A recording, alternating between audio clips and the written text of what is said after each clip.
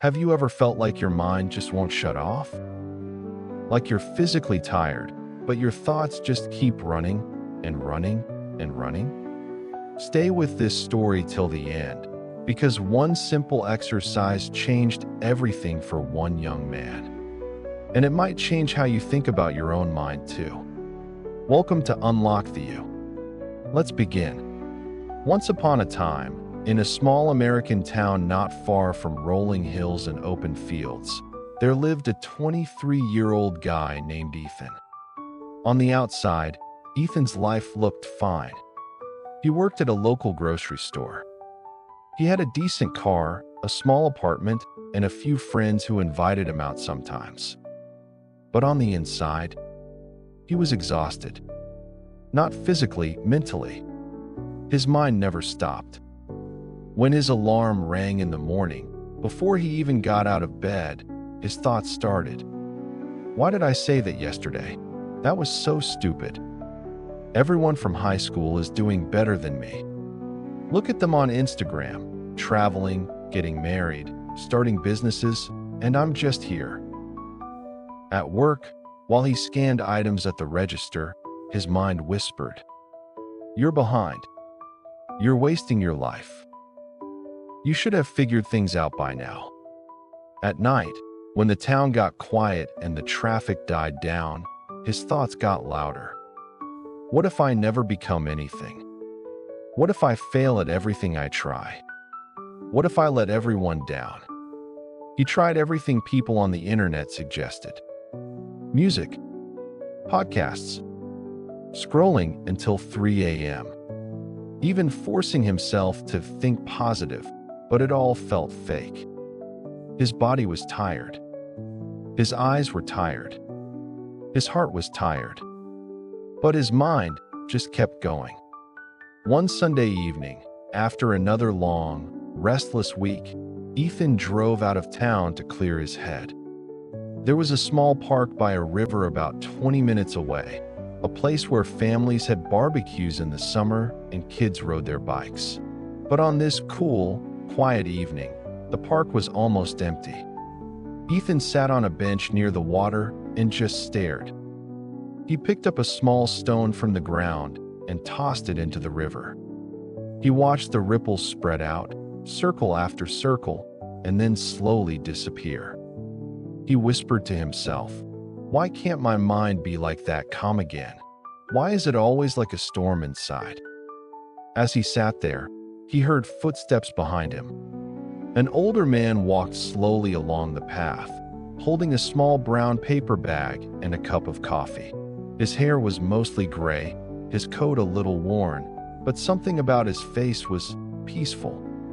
He stopped near Ethan's bench, looked at the river, and then glanced over. "You look like someone who didn't just come here for the view," the man said with a small smile. Ethan gave a tired laugh. "Is it that obvious?" The man sat down at the other end of the bench. "I'm Mark," he said. "I retired here a few years ago.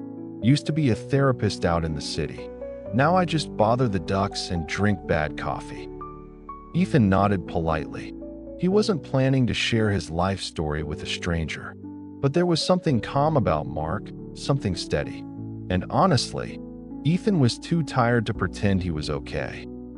He sighed and said, "My name's Ethan, and my brain is broken." Mark didn't rush to respond. He just waited. Ethan kept going. "I'm always thinking about the past, about the future, about what people think of me, about all the ways I'm behind. It never shuts up. I can't enjoy anything. I can't sleep right. I feel like my own mind is attacking me 24/7. He paused, expecting advice, or a joke, or a "yeah, that's just life." Instead, Mark asked a different question. "If your mind is attacking you," he said gently, "who's the one noticing it?" Ethan blinked. "What?" Mark just smiled. "If you really want to understand your mind, come back here tomorrow. Same time. I'll show you something. Not a lecture, not theory, just a little experiment." Ethan almost said no. But then he remembered the late nights, the anxiety, the way his chest felt tight all the time. One experiment, he thought. What do I have to lose? He nodded. Okay, I'll come. The next day, as the sun began to set and the sky turned orange and pink, Ethan walked back to the same bench by the river. Mark was already there, this time with a small backpack beside him and a bottle of water in his hand. Right on time, Mark said, "You must really want answers." "You have no idea," Ethan replied. Mark reached into his backpack and pulled out 2 small plastic cups and a packet of seeds, the kind you'd find at a hardware store or garden center. He placed the 2 empty cups on the bench between them. "Today," Mark said, "we're going to plant 2 invisible gardens." Ethan raised an eyebrow. "Invisible gardens?" "Yeah," Mark smiled. "Don't worry, no magic. Just pay attention."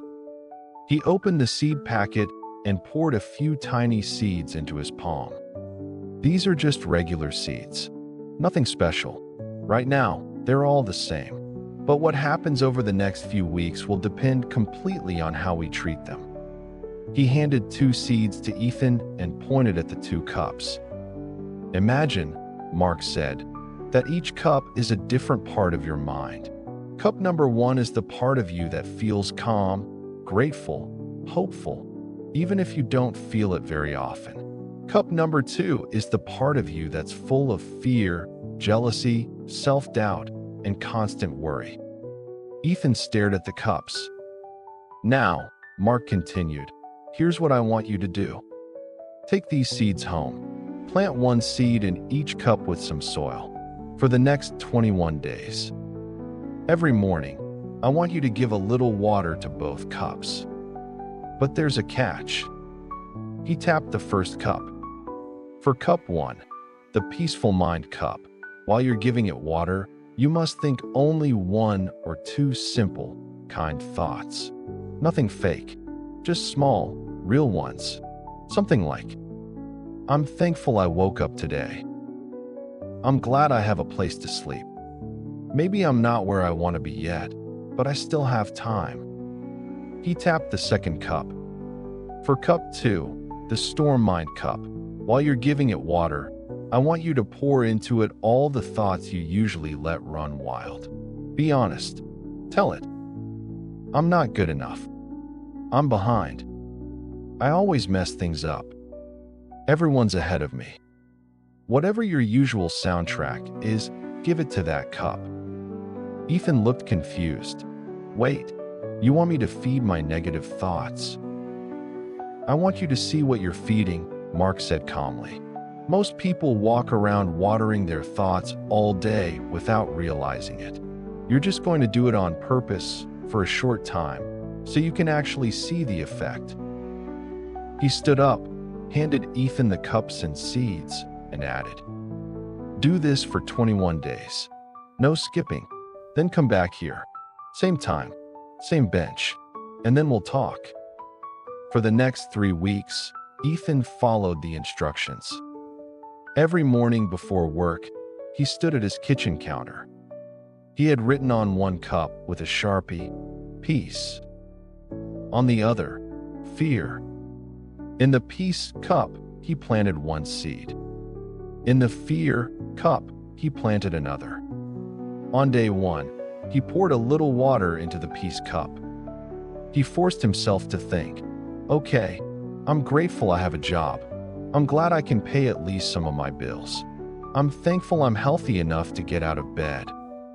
It felt awkward, forced, kind of cheesy. Then he moved to the fear cup. He let his usual inner monologue play. "I'm wasting my life. I'm behind everyone. Nothing I do ever works." Those thoughts felt familiar, heavy, but familiar. Day after day, he repeated the routine. Water peace. Think 1 or 2 small, honest, better thoughts. Water fear. Let the worries, the comparisons, the shame, the what-ifs flow out. After about a week, something started to happen. In the peace cup, a tiny green sprout broke through the soil. Ethan stared at it longer than he expected. He didn't know why, but seeing that little spot of life made him feel something. A softening, a tiny, quiet hope. In the fear cup, the soil stayed dark and flat. Nothing showed. After 2 weeks, the plant in the peace cup was taller. A little stem, little leaves, reaching up toward the light coming in through his kitchen window. The fear cup, even with regular water, showed only the faintest, weak hint of life, like something was trying to grow but kept getting choked at the surface. On some mornings, Ethan noticed something else. When he stood over the peace cup and thought grateful, gentle thoughts, even just for 20 seconds, his chest felt a little less tight. His breathing slowed just a bit. For a few moments, his brain wasn't attacking him. It was quieter. When he moved to the fear cup, his stomach tightened. His shoulders tensed. His thoughts went dark again. He noticed, sometimes for the first time, just how harsh he really was to himself. But he kept going. Day 21 finally came. That evening, Ethan drove back to the park. The sky was painted in shades of purple and gold. The river moved slowly, reflecting the last light of day. Mark was already on the bench, hands in his pockets, watching the water. Ethan walked up carrying the 2 cups. Without saying a word, he placed them between them on the bench. The difference was clear. In the peace cup, a small but strong plant stood up, bright green, leaves open like hands receiving the sun. In the fear cup, a thin, pale sprout bent over, weak and almost colorless, struggling to push through the soil. Mark looked at both cups, then at Ethan. "So," he said softly, "tell me what you see." Ethan took a deep breath. "This one," he said, pointing at the peace cup, "got just a little water and a few kind thoughts each day. And it's alive, really alive." He touched the other cup. "This one got the same water, but every day, I stood here and poured all my ugly thoughts into it.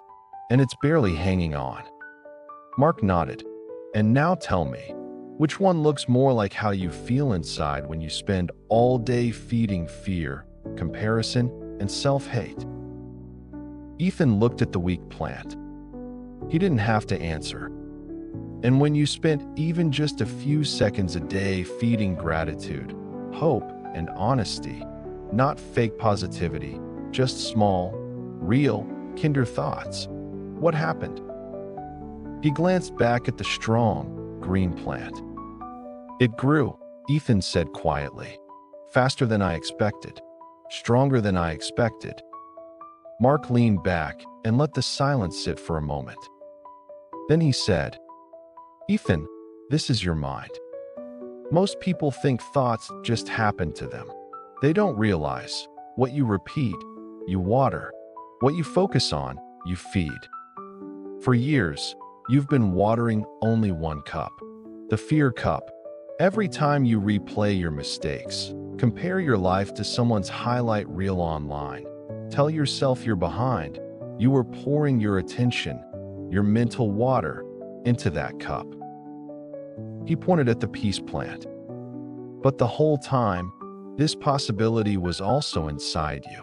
The part of you that can notice one good thing, one small step forward, one tiny piece of progress. The part that can say, maybe I'm not where I want to be, but I'm not where I used to be either." Ethan swallowed hard. His eyes stung. "So what do I do when the negative thoughts still come?"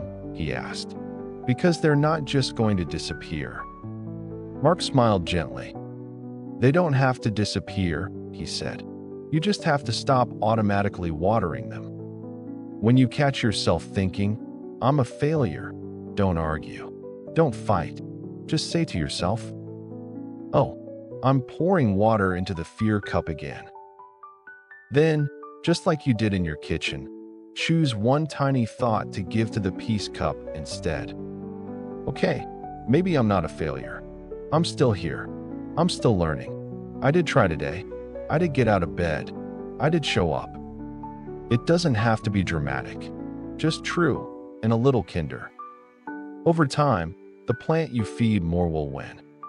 Peace isn't pretending everything is perfect. Peace is choosing, day after day, which thoughts you keep watering. The river moved quietly in front of them. The air was cool. Somewhere, a dog barked in the distance. Ethan looked at the two cups again. His life hadn't suddenly changed. His job was still the same. His bank account was still the same. His relationship status was still the same. But something inside him had shifted. For the first time, he didn't feel completely helpless against his own mind. He realized his thoughts were not just happening to him. He was participating in them, feeding them, watering them. And that meant he could feed something else. He picked up the peace cup carefully, like it was something precious. He looked at Mark and said quietly, "Thank you. I think I finally get it. My attention is my water. My mind is my garden. From now on, I'm going to be a lot more careful about what I grow." Mark smiled. "That's how you unlock the real you," he said.